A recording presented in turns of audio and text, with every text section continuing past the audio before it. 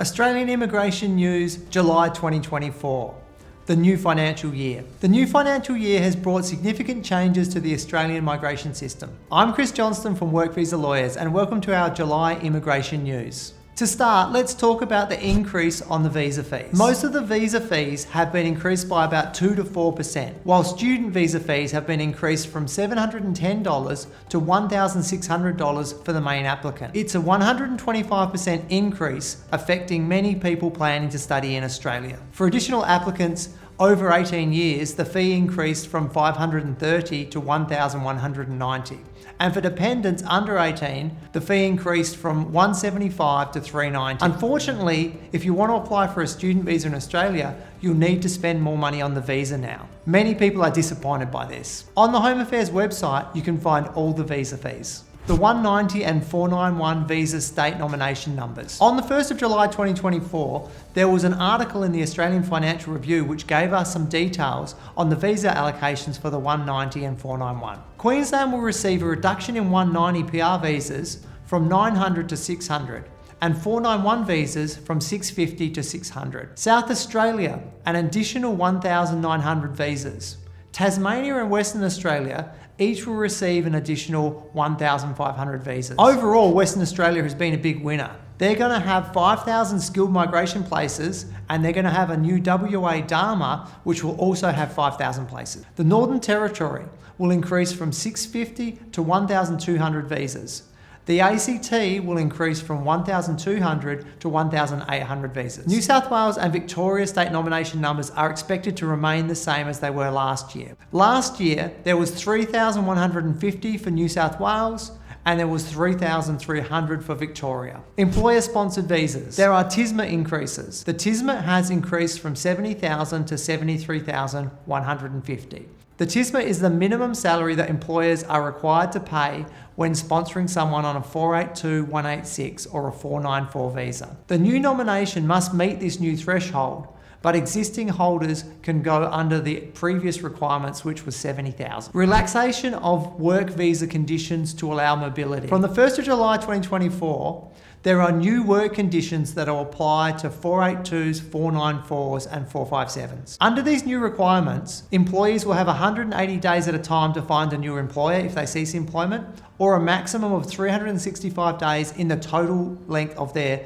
visa, which could be up to 4 years. During 188 days looking for a new employer, they can work in any job for any employer. This may lead to a lot of applicants potentially quitting their current jobs and looking for new ones. Employers and the SAF. With the greater mobility for employees, maybe it's time for the Department of Home Affairs to revisit the promise of reforming the SAF, the Skilling Australia Fund fee. Employers have to pay the Skilling Australia Fund fee up front.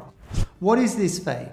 For temporary visas, it's $1,200 if the turnover of the business is under 10 million, or it's $1,800 if the turnover of the business is over 10 million. It has to be paid for every year of the temporary visa. So it can add up to a lot of money if someone has a 4-year visa. So with the extra mobility that's being offered within the 482 system now, there's a risk that employers are going to opt out, saying they're not willing to pay these SAF fees, and therefore skill shortages could get worse if the employers don't want to sponsor people anymore. Student visas. Visitors and graduate visa holders can no longer apply for student visas onshore. Other specific visas are also restricted, and you can see the details on the screen.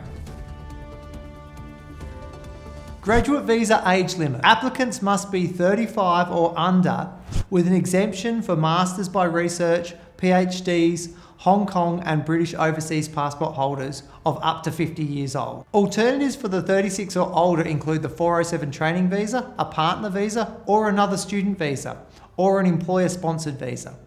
Contact us if you're 36 years and over and want to discuss some of these visa options.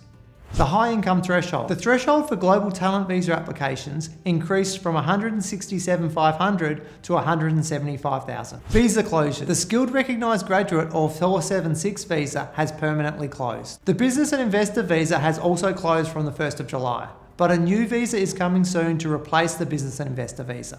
It is the National Innovation Visa and it's planned to be implemented at the end of 2024. We will soon post a video on the new National Innovation Visa. Work and holiday visa updates. Philippines passport holders can now apply for a 462 work and holiday visa with 200 places available. To be eligible, applicants must hold a tertiary qualification or have successfully completed at least 2 years of undergraduate study or post-secondary school education and be 30 years or under. UK passport holders are now able to be granted up to 3 working holiday visas, the 417, without having to meet the specified work requirement.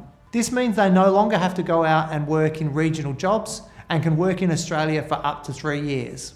I expect this to lead to a huge number of people from the UK wanting to come to Australia. A work visa for 3 years and not having to do the agricultural work. That's something that many people are going to find attractive. Health and medical changes. There's been an increase in the threshold for medical costs, which is acceptable. It's increased from $51,000 to $86,000. Workplace justice visa. There's a new workplace justice visa that's for employees that may have been exploited by their employer and they want to stay and work in Australia. The employees will need a certificate stating that there has been workplace exploitation. There will be more details on this visa soon. This is a summary of the main news for July 2024. Subscribe to our channel for all the latest updates. Thanks for watching.